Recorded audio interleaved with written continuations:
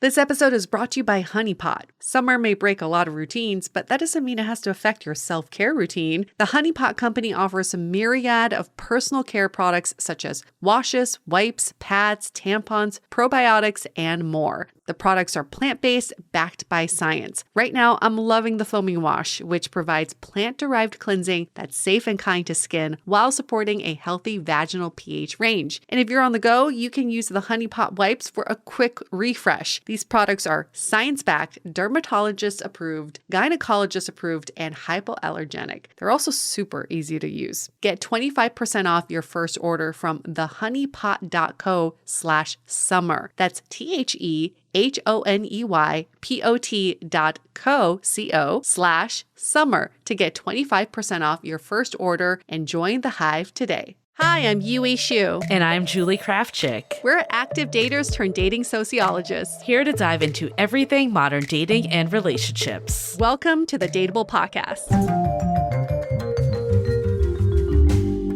Wonderful friends, so happy to have you back for another bonus episode where you get just Julie and I shooting the shit about whatever's on our mind. We love doing these episodes because we wing them. These are things that are top of mind. We talk about them when we're offline. So might as well bring them online. One of the things you and I have been talking about for a while is that, this podcast is primarily focused around dating, romantic relationships, and love. But we also discount a lot of other important relationships in our lives. And I know both of us feel so strongly about friendship. I feel like there was a big period of my life that I actually probably prioritized friendship over romantic relationships, consciously or unconsciously, don't even know. But I think there's so many benefits to friendship. And I think sometimes I've been guilty of this before, of getting together with my friends to discuss dating. And while that certainly is positive to have that support system in place, I think it goes so much deeper than that. And we're also focused on finding connection and the connection that's missing in our lives if we're dating and looking for a romantic partner. But we fail to recognize the connection that's right there already for us. And I know personally, for me, this was actually so paramount before I met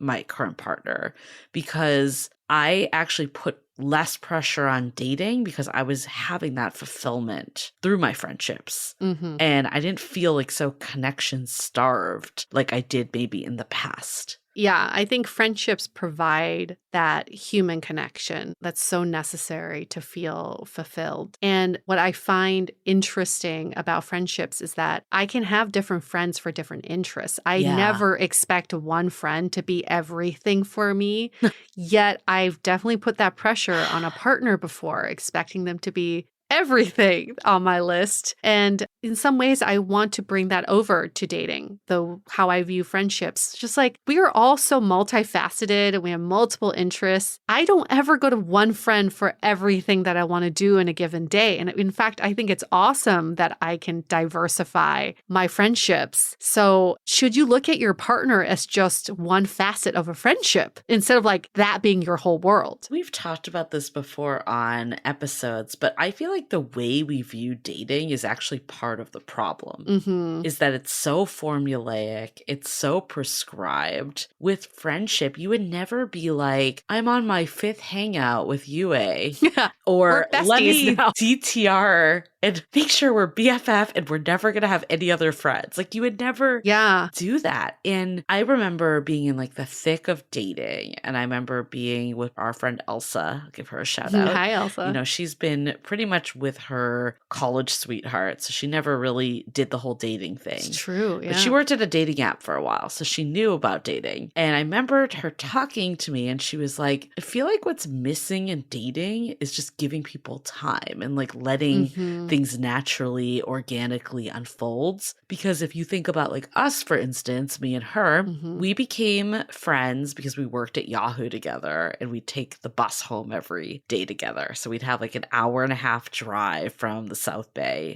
in the Bay Area to San Francisco. In day one, we were not best friends. We were just strangers getting to know each other. And then you fast forward 5 years later and she's one of my best friends. Mhm. It didn't happen overnight. It just is something that kept building. And I get it to some degree. It's like when we're positioned to think we only need to find one person for dating, you can't like wait 5 years to see if something's going to unfold necessarily in that same apples to apples comparison. But I also do think it puts a perspective that like we can't just expect this instant connection all the time. Yeah, the instant connection is so flawed, even in friendships. People that I felt really close to Yeah. first time meeting them, I'm not friends with them anymore. And I think that's how human connection goes. And we should be okay with that. But we just don't put the same amount of pressure on our No. friends that we do on our potential partners. It's very strange. But the flip side of that is that sometimes I feel like I don't work on my friendships the way I work on my No. relationships, right? Because I put so much emphasis on making a relationship work. And give you all just a little behind the scenes look at Julie and I, our friendship. There were definitely times where we put the podcast before our friendship, and it took someone coming in, will not give him credit, but this, I still swear this is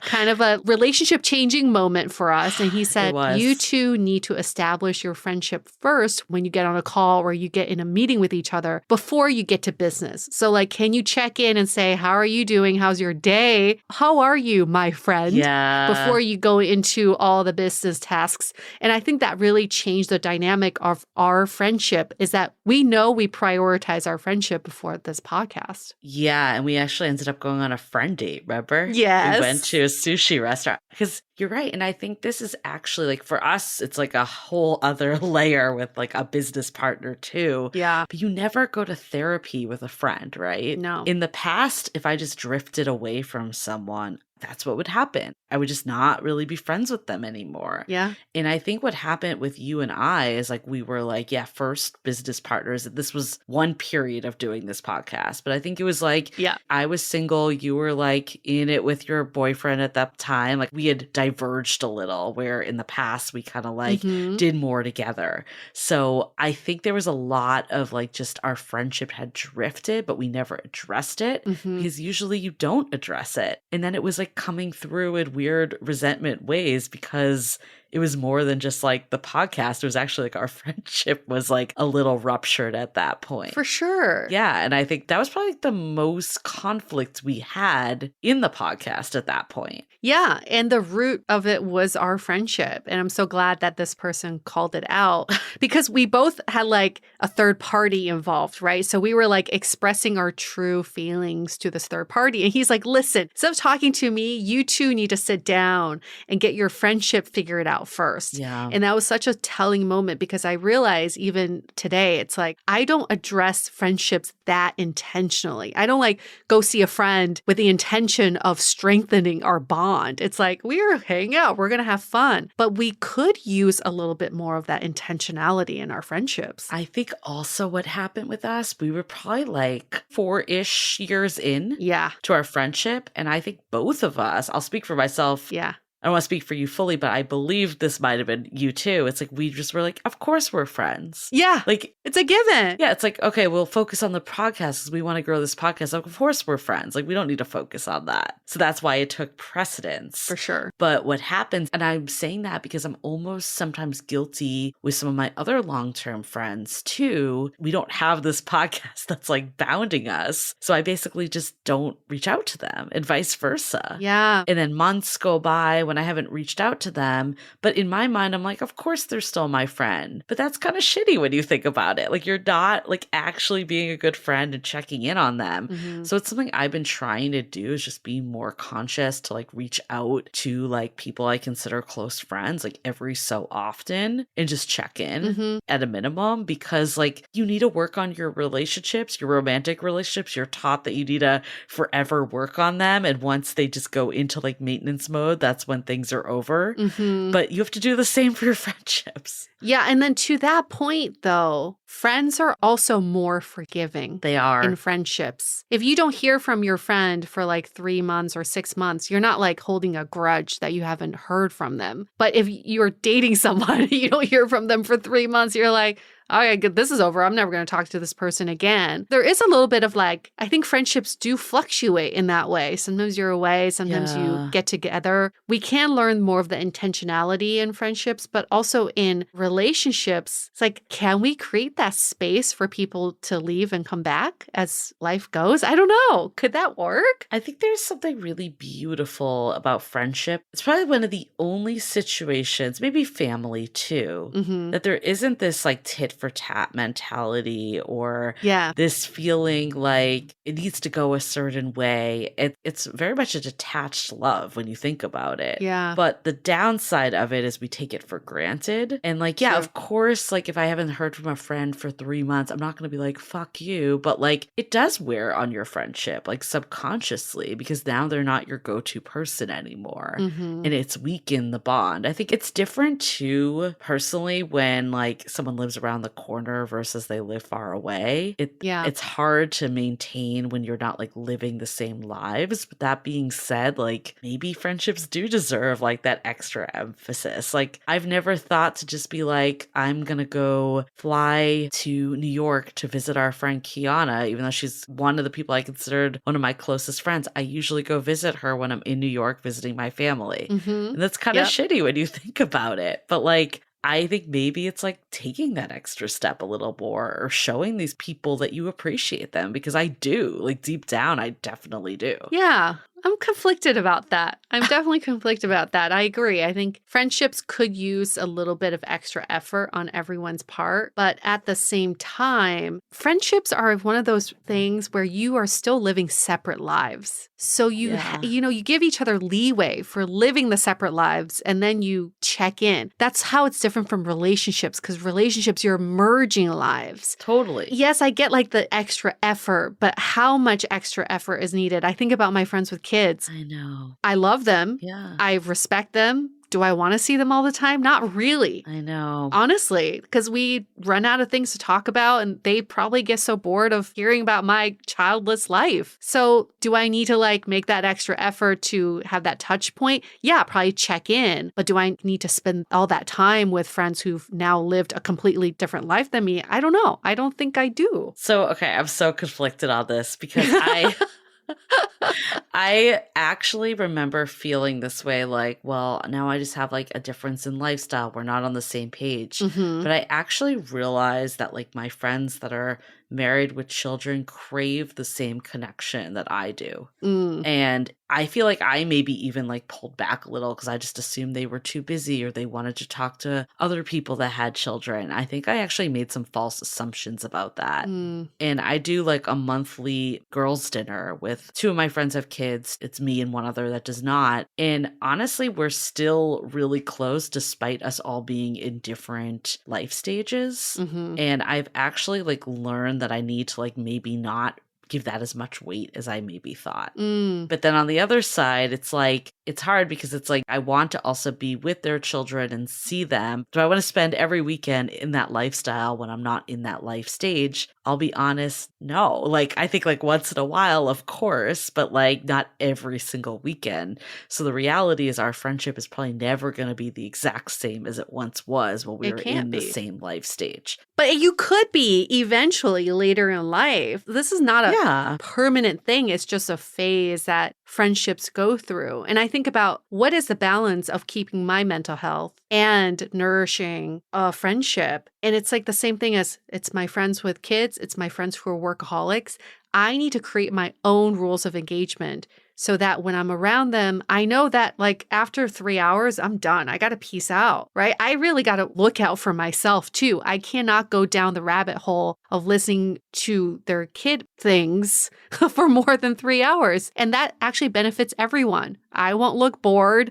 And then they can keep talking to the other parents or to the other workaholics about whatever they're going through. I just don't find it as relatable, but I can at least like give them 3 hours and then peace out. I mean, I think it really comes back to like, are you getting energy from this person anymore? Yeah. Yeah. And maybe it's not a life stage thing. Because I have some friends, like you were just saying, that will just talk nonstop about their kids. And and then others that are not like that. Mm. So maybe it really just comes down to like, do you still feel energized around this person? Do you still feel seen and heard? Like you can hear their life stage, even if it's not the exact same as yours and vice versa. But do you just feel depleted after? Like that's the other side is Yeah. when you think about it, this is a weird difference between friendship and relationships too, is when that happens in a relationship, you'd break up if you were not feeling energized Yes, around them. But in a friendship, you exactly. never break up. You don't You'll break maybe up. fade out. Like you said, the people that you're not energized by, maybe you'll give them a couple hours a month or whatever that time frame, every couple months. But is that actually like serving you in any way or serving them? I think sometimes we actually feel like we need to hold on to friendships forever and make them work when they're not working anymore. But then that being said, like I've also ebbed and flowed with friends. Yeah. There's some people that I feel like I'm very much on the same page with that I wasn't, and now I feel like I am again. Have you ever had a friend breakup? Yes, it was like a lot of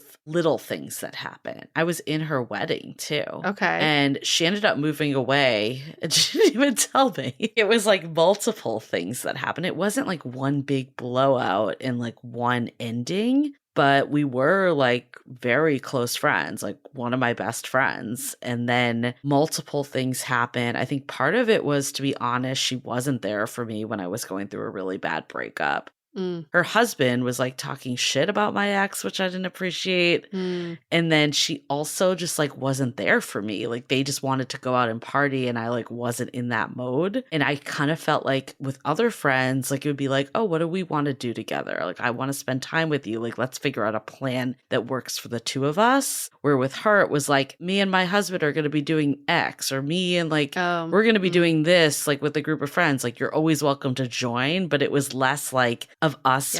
Yeah, like it felt really not intentional. Exactly. It felt like I was kind of like along for the ride opposed to like a priority. Mm-hmm. But she was like, oh, you're my best friend, but like wasn't showing that. So there was a lot. And I think honestly, I was in a growth stage at that point from the experiences I was going through. And like we just were not on the same page anymore. But nothing like big happened. We just stopped hanging out as often. But you didn't have a conversation, like a breakup conversation. It wasn't a breakup conversation. It wasn't like an official thing, but I did voice once, like basically my feeling of this, of like, it feels like I'm never the priority in that sense. Like you don't carve out time. And it wasn't like met very well. It was kind of like, well, I need to prioritize being a wife. And it was just kind of like, well, I have a lot of other friends that are married and I don't experience this with any of them. Yeah. So yeah, I mean, for me, it just got to a point like I didn't feel like it was adding anything to my life. So all friendships, just like relationships, should feel additive. Yeah. Right? We still should have standards for friendships. The only friend breakup I've had, we didn't have a conversation or anything like that, but the writing was on the wall. A friend that I haven't heard from in a long time because she had 2 kids, all of a sudden called me, asked me to go help her with childcare, to fly myself to her. Oh my God, I know who you're talking about.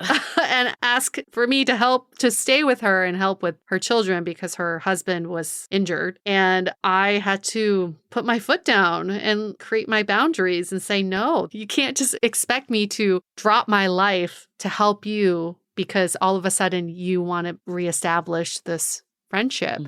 So when I said no to that, we just never talked again. Yeah. And I think that was very clear. It's just so fascinating how like we just don't close the loop on friendships like we do. No. It's just how different it is from dating. I want to keep going, but before we do, let's take a quick break for a message. This episode is made possible by HelloFresh. This summer, HelloFresh is here to take the work out of eating well. Reach your goals with delicious calorie-smart and protein-smart lunch and dinner options, plus new vegan recipes too. HelloFresh also makes entertaining super easy with a selection of crowd-pleasing eats like their bratwurst bar with caramelized onions, Dijonnaise slaw and pineapple relish, or a snack board with pretzel bites, spiced bar nuts, and hot honey peach jam. The snack board has been a favorite in my household, by the way, and my guests are always so surprised that I got it from HelloFresh when people spend hours trying to assemble all of the different components. So here's a special offer to all of our listeners. Go to HelloFresh.com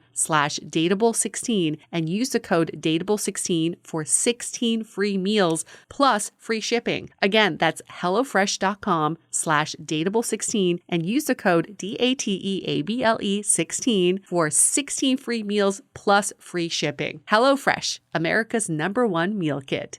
This episode is made possible by Drizzly. Culture, society. On every street and around every bend lies a world positively overflowing with both. Sometimes we can all use a night in, removed from the endless spiral of chaos and absolute nonsense that waits outside our doors. And for those nights, there's Drizzly, the #1 app for alcohol delivery. With Drizzly, you can shop local stores and compare prices on the biggest selection of beer, wine, and spirits. Then get your favorite drinks delivered to your door in under 60 minutes, all from the comfort of your couch. Because society's great, but it doesn't have your couch. And it's windy out. And you forgot your jacket. And oh my God, look at that line to that place. Are you serious?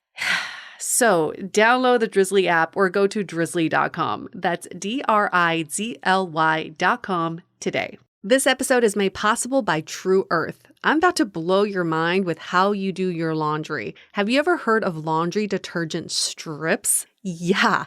True Earth's mission is to help reduce the billions of plastic household containers that can end up in our landfills and oceans every year. With their laundry detergent eco strips, you can get rid of plastic jugs once and for all. It's so easy to use. I just pop a strip in the washer, add my laundry, and that's it. True Earth products are paraben-free, phosphate-free, free of added dyes, free of chlorine bleach, hypoallergenic, and it comes in cardboard packaging that you can recycle. It takes up so little space, and you can even take it on the go because it's not a liquid. Laundry will never be the same ever again, and they also make other household products. You can try True Earth today at true.earth/dateable and use Dateable to get 12% off. That's TRU.earth/dateable and use the code DATEABLE to get 12% off today.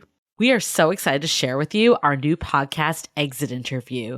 Dates don't usually end with a satisfaction survey, and yet we rate everything in our lives, from Uber drivers to local coffee shops. So why don't we do the same thing when dating? We're here to conduct the ultimate romance review, featuring daters hungry for love who have agreed to call up old flames to gather honest feedback. Welcome to Exit Interview. He upgraded himself to business class while I was in economy. Wait, wow. What? There's feedback that will make you cringe. She could be a little bit hard-headed, like not reading the writing on the wall. And feedback that will make you swoon. When she said that she had feelings for you. I had no idea. Really? And maybe you'll learn a thing or two yourself about how you can be a better dater, lover, or partner. Obviously, knew I was gonna learn something. I didn't expect this. Welcome to Exit Interview. Listen to Exit Interview on the iHeartRadio app, Apple Podcasts, or wherever you get your podcasts. So we've definitely talked about how romantic relationships and friendships are different. I feel like there's this core of like we're together until we find someone else. And I think that's perpetuated by society a lot, is that friendships are more transient. That it's kind of like a lot of times it's until you meet that person that you're going to spend the life with. Like when you're both single, it's like you're building a life together, but eventually you're going to diverge and like have your own lives. And while I think some of that's natural, I also think it's kind of unfortunate that that's how we think about things. Like I think in an ideal world, like we could build a life with friends, like whether we have a partner or not. Like if you don't have a partner, like I think you could very well decide like your friends are going to be your life partners and build a life together, even adopt children or whatever you wanted to do. Like it's kind of unfortunate that that's not more normalized in our society, or even like having this dynamic where everyone kind of grows up together, but that's just not a norm in our world. You also have to find those friends who want the same things, which is very tough to do because people will change their minds. And I get it, Julie. I think in my ideal world, I share a house with my friends and then I just like have sex with randos, like just, have sex for pleasure. And then maybe some romantic relationships along the way, but then my core relationships are with my friends who I live with. I can see that happening. But again, it's just like dating. You got to find someone who wants the same things as you. And that's very tough to do. I know. And it's just the way we've been conditioned that that's not how you do it. So it's really like multiple people really going against the grain on that. Yeah. I mean, I will say though, like friendship has always been a huge priority to me because, I think for me, I will call myself like a later bloomer. I don't want to say I'm like a late bloomer, but I definitely didn't prioritize dating and relationships Hmm. as much like in high school or college, and maybe not even till like my mid to late 20s. And I always like really focused on friendship, and like I went to summer camp growing up, like an all girls summer camp. And I think I felt like I can express myself and be myself, and it felt really supported. I think there's a beauty, especially in female friendship. I don't want to say in non-female friendship because there's other beauties. I've definitely seen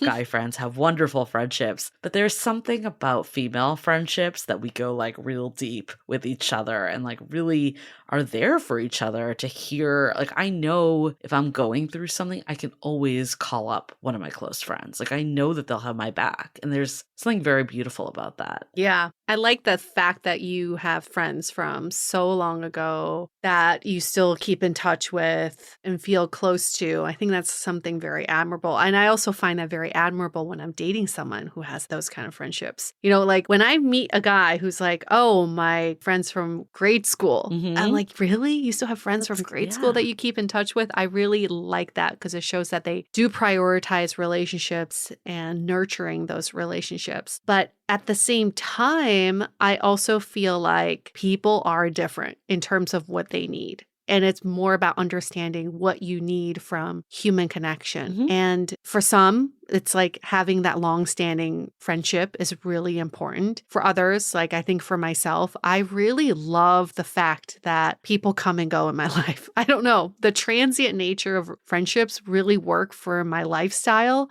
for some reason. I love the fact that, I'll give an example, my friend Sonica, we hung out all the time in New York, and then we parted ways after I left New York, and now we both live in LA together, and now we're like hanging out again. I love rediscovering these friendships because it kind of keeps it fresh, and then you're like getting to know these people again too. There's something really nice about that. But end of the day, what we're saying is all relationships, whether it's platonic or not, still require some sort of effort. We can't just expect people to be default friends for life. Yeah, and I think like obviously things are going to change at different life stages. That's a given. Yeah. But I also feel like making time for your friends. I mean, clearly if you're not getting a value out of it, then do what you want with this information. Don't but do it. Yeah. Most people that are probably tuned in still see the value of friendship. And like, I think for me, it was something I always said, like when I'm in a serious relationship, I do not want to be that person that like ditches my friends, because I've had that happen to me and it's really shitty. And you don't want to be that person. Plus, I built up these friendships. They weren't like a thing that I just had until I didn't need them anymore. Like they're important for me. Yeah. And even now, like if I go out on my own and hang out with my friends without my partner, I feel so much like more rejuvenated and like this sense of energy that I can bring back to the relationship. It fulfills me in a way. And I'm happy to have a partner that like encourages me to do that and like sees the value of it. Right. And not to mention, I think it's really fun to do couple things with other couples. Like this weekend, I'm going kayaking with one of my friends and her partner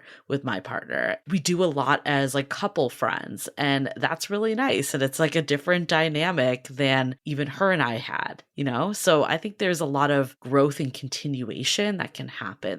The learning there, though, is intentionality. And I can't say this enough because I've made this mistake before, and I've had friends who've done this to me too, where you try to combine different relationships in one outing or one event. So it's like, oh, my partner and I are doing this, tag along, or my friends are doing this, have the partner tag along. It never works out well because it's not intentional. So I think it's so important to have intentional couple time, intentional just time with your friends, and intentional time combined people, intentional double date time. Like just make it intentional. Don't try to bring people along because that's the energy that you're going to be putting out to them. them. It never feels good to be No. that person. Well, that was like what made me break up with my friend that time. I mean, I think like I am very conscious of that because I've been there myself. Like, I think with anyone that's like a coupled up friend, like I like to have time where it's either me one-on-one with them or like in a small group of just girls. Yeah. And then we also maybe do things with our partners and children or whoever else is in the mix. But I think having the time when it's just us girls, it really changes things. And I know like all my friends like that are also in relationships and have families really value that too. So that's one piece. But then with any single friend, like I'll definitely make sure to balance like times when it's just me and them. And then if I want to bring my partner, like I'll always be like, is it cool if they come or not? And if not, like totally tell me and I won't have them come. Yeah. And they will not be offended. Yeah. Because I don't want to like ever make someone feel like they're like along for the ride and tagging along. You know, the worst is being the third wheel with a couple who really just want to spend time with each other. But they invited you, I don't know, just to be nice, which I hate. It's the worst. And then you feel like the third wheel. It's, I hate that feeling so much. Still the best compliment I've ever gotten was from Louise, our friend. And she said that me and my partner were like her favorite couple to hang out with because it just felt like she was like with friends. Yeah. And I'm like, that's how I want it to feel. Like I never want you to intentional. Like I want you to just feel like it's just the three of us hanging out. It's not like me and him and you. Like that's terrible. No. And if you ever needed that time with your partner, you would say that. You just be like, yeah, I really want to spend some alone time with my partner. Great. Yeah. A friend would understand that. Exactly. And I'm like, we spend enough time together. Like we can do this, you know? Like, yeah. I think that's the other side. But yeah, I know friendship, it's really important. I really still believe it isn't undervalued. I think it was interesting to kind of dissect it a little in here because like I think sometimes in the past I've thought like, oh, the things that, you know, are more black and white thinking maybe is the way to put it. Like some of the reasons why relationships don't progress is because we don't treat them like friendships, or why friendships aren't strong enough is because we don't treat them like relationships. But I like how these relationships can be different and we can see benefits of both in having just a lot of different additives in our lives. It's nice to have like that one go-to person that will be your partner, but also having the multiple different go-to peoples at the same time. Yeah, remember at the baseline of a romantic relationship is a friendship. You're just building on that friendship. So the friendship part is the through line in all of this,